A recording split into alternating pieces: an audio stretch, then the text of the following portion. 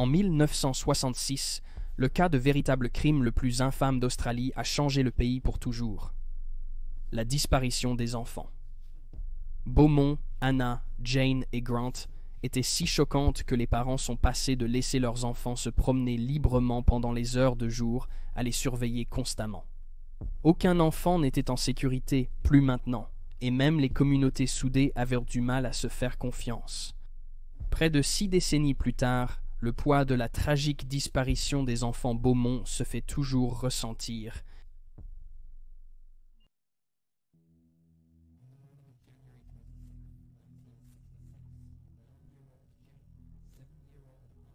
Le matin du 26 janvier 1966, Jane, 9 ans, Anna, 7 ans, et Grant Beaumont, 4 ans, ont demandé à leurs parents s'ils pouvaient visiter la plage de Glenelg. Ils y étaient allés la veille, mais c'était une autre journée étouffante, et ils s'étaient tellement amusés qu'ils voulaient y retourner. Vu la chaleur, ils ont pris le bus à 8h45, 5h du matin. Leur mère, Nancy, leur a dit de prendre le bus de midi. Pour rentrer, les enfants ont accepté, mais le trio n'est jamais arrivé sur le bus de midi. Bus, ni celui de 14h, bus, ce qui a alarmé Nancy. Leur père, Jim, est rentré d'un voyage vers 3h de l'après-midi, et en apprenant que les enfants n'étaient pas rentrés à la maison, il s'est immédiatement rendu à la plage, qui était juste à 5 minutes en bus de la maison familiale, sur la rue Harding, à Somerton Park, Adelaide. Jim n'a pas réussi à localiser les enfants sur la plage bondée, alors il est rentré à la maison et, avec Nancy, a commencé à chercher dans les rues, frappant aux portes des voisins et des amis, mais personne n'avait vu Grant, Anna ou Jane. Ce soir-là, vers 5h, le couple a signalé la disparition à la police. Les autorités ont d'abord soupçonné que les enfants s'étaient égarés et avaient perdu la notion du temps. Ils ont fouillé autour de la plage, persuadés qu'ils n'étaient pas partis loin. Cependant, ils ont rapidement réalisé que quelque chose de plus sinistre se passait, et la chasse aux enfants Beaumont s'est étendue à l'océan, aux bâtiments à proximité et aux dunes de sable. Les aéroports et les gares ont également été alertés de la disparition, les enquêteurs théorisant que quelqu'un aurait pu enlever les enfants et essayer de les sortir de la zone locale ou même de la ville. Le principal suspect non identifié dans cette affaire est un homme vu par des témoins en compagnie des enfants. Il est décrit comme étant grand avec des cheveux blonds à châtain clair et un visage mince. Il avait la trentaine au moment de la disparition, avec une silhouette mince à athlétique et un teint bronzé. Il portait un maillot de bain. Les témoins ont déclaré que les enfants se détendaient en jouant et semblaient à l'aise et familiers avec l'homme. Il aurait également approché un témoin en prétendant que l'argent des enfants avait disparu et a demandé si quelqu'un avait vu quelque chose ou avait été près de leurs affaires. Il est ensuite allé se changer pendant que les enfants Beaumont l'attendaient. Vers 12h15, le groupe a quitté la plage. 2h30 plus tard, un autre témoin a vu le groupe de 4 personnes à nouveau ensemble, l'homme portant un sac similaire à un que Jane possédait. Quand on a demandé à leurs parents ce qu'ils en pensaient, les témoins étaient perplexes quant à ce qu'ils avaient vu. Nancy a décrit Jane en particulier comme étant incroyablement timide, et elle trouvait étrange que son aîné soit si à l'aise pour jouer en présence de cet homme inconnu.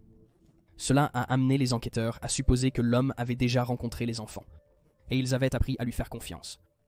Notamment, Anna a dit à Nancy dans les jours précédant leur disparition que Jane, je cite, avait un petit ami à la plage. Nancy a supposé qu'Anna parlait d'un camarade de son âge et n'a pas prêté beaucoup d'attention à ce commentaire à l'époque.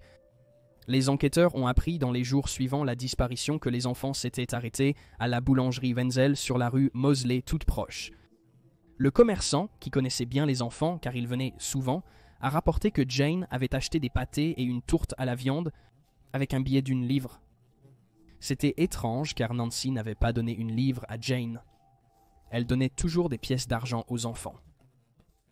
Ils avaient 6 en leur possession le jour de leur disparition.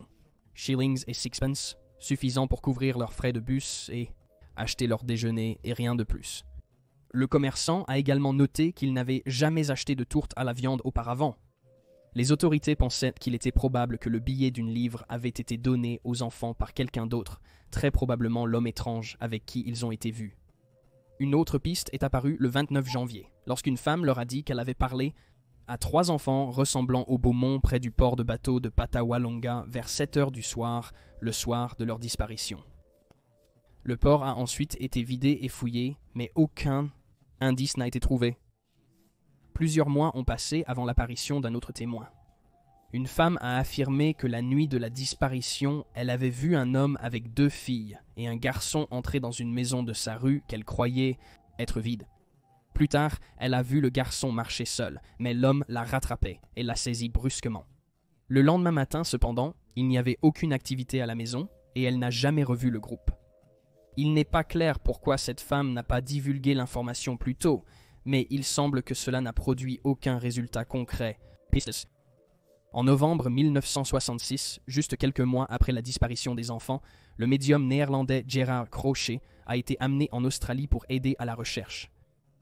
Comme prévu, sa tentative pour progresser l'affaire a échoué. Il aurait visiblement modifié son récit quotidiennement, proposant à la police aucun indice solide ou preuve. Il a affirmé que les enfants étaient enterrés dans un entrepôt proche de leur maison. Et bien que les propriétaires de la propriété étaient réticents à faire des fouilles, ils ont réussi à réunir 40 000 $ pour faire démolir le bâtiment. Mais une recherche a rapidement révélé qu'il n'y avait rien, aucun reste humain et aucun bien des enfants. La propriété a été fouillée à nouveau en 1996, mais une fois de plus, rien n'a été trouvé. L'année suivante, des signalements d'apparition d'enfants ont été rapportés à travers le pays sans confirmation policière. En 1968, 2 ans après la disparition des enfants, leurs parents, Nancy et Jim, ont reçu 2 lettres. L'une était prétendument écrite par leur aîné, Jane, tandis qu'une autre était écrite par un homme qui prétendait s'être autoproclamé le tuteur des enfants, puis les enveloppes ont été oblitérées à Dandenong, Victoria, et l'homme prétendait qu'il était prêt à rendre les enfants, suggérant un moment et un lieu pour qu'ils se rencontrent. Les lettres qui étaient soi-disant de Jane ne notaient rien d'alarmant, décrivant plutôt une vie assez normale. Les autorités ont cru que les lettres étaient authentiques après les avoir comparées avec des notes écrites par Jane avant qu'elles ne disparaissent. Ils ont décidé de faire rencontrer Jim et Nancy à l'homme, envoyant un détective après eux. Pourtant, personne n'est venu. Une nouvelle lettre est rapidement arrivée, prétendument de Jane à nouveau. Elle a écrit que l'homme avait décidé de les garder parce que ses parents avaient trahi l'homme, confiance en amenant un détective déguisé avec eux à la réunion. Aucune autre lettre n'est apparue après ce point, mais en 1992, une analyse médico-légale a révélé que les lettres étaient une supercherie. Les empreintes digitales ont conduit les enquêteurs à un homme de 41 ans qui était adolescent à l'époque et avait écrit les lettres comme une blague. Il n'a pas été accusé d'aucun crime en raison du temps écoulé. Bien que l'homme vu avec les enfants le jour de leur disparition n'ait jamais été positivement identifié, il y a eu de très nombreux suspects notables dans l'affaire au fil des ans. En 1984, Bevan Spencer von Einem a été condamné à la réclusion à perpétuité pour le meurtre de l'adolescent Richard Kelvin. Les enquêteurs pensent qu'il avait des complices et qu'il était peut-être impliqué dans d'autres crimes violents, mais il a refusé de coopérer avec les enquêteurs concernant ses possibles connexions. Durant l'enquête sur von Einem, les autorités ont été contactées par un informateur, M. B. M. B a affirmé qu'il avait eu une conversation avec le tueur dans laquelle il se vantait d'avoir enlevé 3 enfants sur une plage, puis de les avoir ramenés chez lui pour mener des expériences sur eux. Von Einem aurait ajouté qu'il avait réalisé brillamment, a opéré chacun d'eux et, je cite, les a connectés. L'un des enfants est décédé pendant la procédure, ce qui l'a amené à tuer les 2 autres et à se débarrasser de leur corps dans le bushland, au sud d'Adélaïde. Avant cette époque, les enquêteurs ne soupçonnaient pas von Einem d'être impliqué dans l'affaire des enfants Beaumont, bien que ce soit noté qu'il ressemblait à eux. Fitz a fait du tueur à l'époque et correspondait également aux descriptions données par les témoins. Von Einem a également, selon M. B, indiqué qu'il avait été impliqué dans l'Adelaide Oval de 1973, enlèvement, un nom donné aux disparitions de Joanne Radcliffe, 11 ans, et Kirsty Gordon, 4 ans, qui ont disparu lorsqu'elles sont allées aux toilettes ensemble pendant un match de football qui se tenait au Adelaide Oval Sports Ground. Nous avons couvert l'Adelaide. Nous avons déjà abordé les enlèvements de l'Oval d'Adélaïde, les 2 cas étant liés. Beaucoup des mêmes suspects. Alors que M. B est considéré par la police comme une source fiable, car il a pu fournir des informations importantes lors de l'enquête sur le meurtre de Richard Kelvin, ses allégations sur les liens de von Einem avec les enfants Beaumont et le cas de l'Oval d'Adélaïde n'ont pas été jugés entièrement dignes de confiance. Les détails transmis par M. B ne correspondaient pas aux faits connus sur l'affaire Beaumont. Les enquêteurs ont noté que bien que von Einem se rendait fréquemment à la plage de Glenelg pour espionner les vestiaires et qu'il était connu pour avoir une préoccupation pour les enfants, il est aussi beaucoup plus jeune que l'homme décrit avec les enfants ce jour-là. Il était dans la vingtaine au moment de la disparition et les enfants eux-mêmes étaient considérablement plus jeunes que les victimes habituelles de von Einem. Il visait généralement des jeunes hommes dans leur adolescence et leur vingtaine. Un autre suspect dans l'affaire et les enlèvements à l'Adelaide Oval est Arthur Stanley Brown, qui est décédé en 2002. En 1998, Brown a été accusé des meurtres de Judith et Susan McKay à Townsville, Queensland. Elles ont disparu le 26 août 1970 alors qu'elles se rendaient à l'école. Peu de jours après leur disparition, leurs corps ont été découverts dans un ruisseau asséché, au fond ayant été étranglés à mort. Le procès de Brown était prévu pour 2000, mais a été retardé lorsque son avocat a noté qu'il n'était pas apte à être jugé. Il n'a jamais été rejugé en raison d'un diagnostic de maladie d'Alzheimer et de démence. Brown a été accusé d'agression sexuelle à diverses occasions, avec son propre femme, Esther Porter, avouant à sa sœur qu'elle avait peur de lui. Esther a informé sa sœur qu'elle avait une fois surpris Brown en train de molester un enfant et savait qu'il semblait avoir un intérêt sexuel pour les jeunes filles. Plusieurs autres membres de la famille de Hester se sont manifestés dans les années 80, notant qu'ils avaient été abusés par Brown lorsqu'ils étaient enfants. Esther est morte en 1978. Elle était alitée à cause de l'arthrite, et bien qu'il prétendait qu'elle était tombée et s'était cogné la tête, beaucoup de membres de la famille croient que Brown l'a tuée. Il est à noter qu'il a épousé la sœur cadette de Esther plus tard, la même année. On observe que Brown ressemble fortement au portrait robot du suspect dans les deux cas, bien qu'il aurait été beaucoup plus âgé que l'homme vu avec les enfants Beaumont, car il avait 53 ans, en 1966. Alors que les enquêteurs tentaient de suivre les mouvements de Brown dans les années 60, ils n'ont pas pu déterminer où il était, car ses registres d'emploi n'existaient pas à cette époque. Les enquêteurs ont noté que les dossiers auraient pu être perdus lors de l'inondation de Brisbane en 1974 ou que Brown a détruit ses propres fichiers car il travaillait pour le département des travaux publics du Queensland et avait accès au gouvernement bâtiment. Le troisième suspect dans l'affaire des enfants Beaumont est le meurtrier d'enfants condamnés, Derek Percy, qui est décédé en 2013. Percy a été suggéré comme suspect en 2007 par le journal de Melbourne, The Age. 1969, suite au meurtre d'Yvonne Toohey, il a plaidé la folie, en partie à cause du fait qu'il souffrait d'une condition qui l'empêchait de se souvenir des détails exacts de ses actions. Il aurait indiqué qu'il aurait également pu tuer les enfants Beaumont en 1966, mais il ne pouvait pas se souvenir à cause de cette condition. En 2007, la police de Victoria a interrogé Percy en lien avec l'affaire. Les enquêteurs ont noté qu'il n'aurait eu que 17 ans à l'époque, bien trop jeune pour correspondre à la description de l'homme vu avec les enfants le jour de leur disparition. Il n'était également pas clair s'il avait accès à une voiture à cette époque, car la police pense que le suspect en aurait eu une pour s'éloigner de la zone et se débarrasser des corps plus tard. Il n'est pas clair si Percy est toujours considéré comme un suspect dans l'affaire. Un autre suspect était un homme d'affaires nommé Alan Anthony Munro.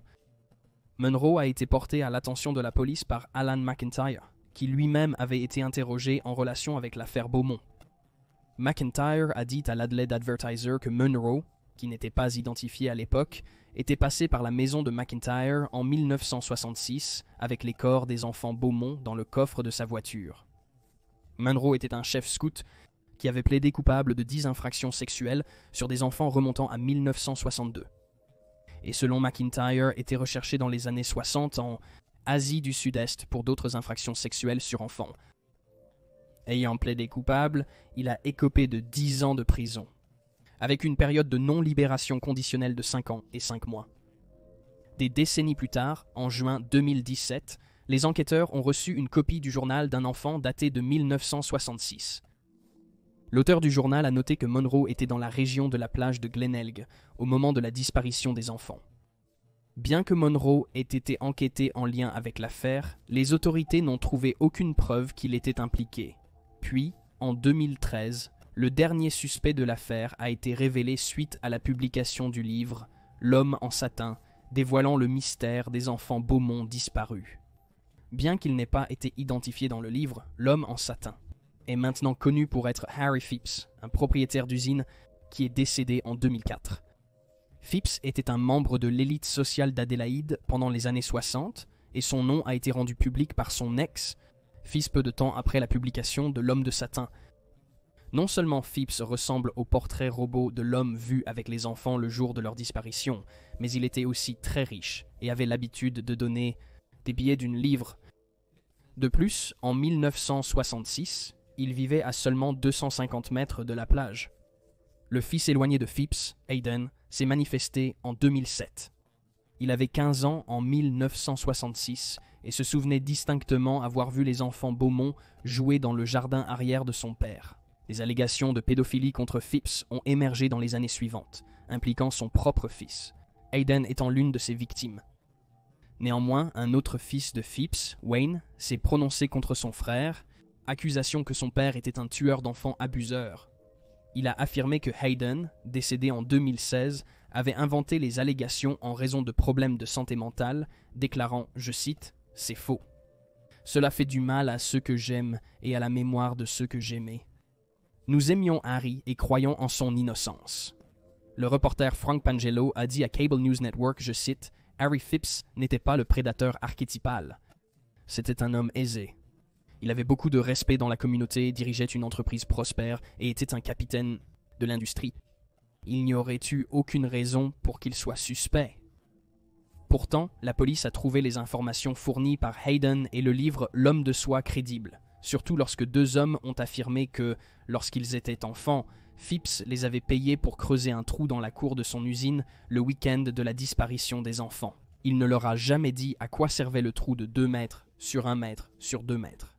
En novembre 2013, une section d'1 mètre carré de l'ancienne usine de Phipps a été excavée. Un radar pénétrant le sol a remarqué une anomalie mineure, mais une enquête plus approfondie sur le site qui a été creusée a révélé aucune nouvelle preuve ou indication que les enfants Beaumont avaient été enterrés là.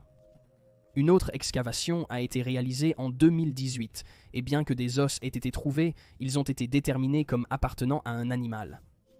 Le surintendant principal des Brais a déclaré aux journalistes, je cite, « Je peux confirmer que nous avons fouillé le zone d'intérêt et atteint le fond de ces zones et sommes allés bien en dessous afin que nous puissions être 100% certains. Je peux confirmer que nous avons trouvé des os de divers animaux, mais rien d'humain n'a été localisé.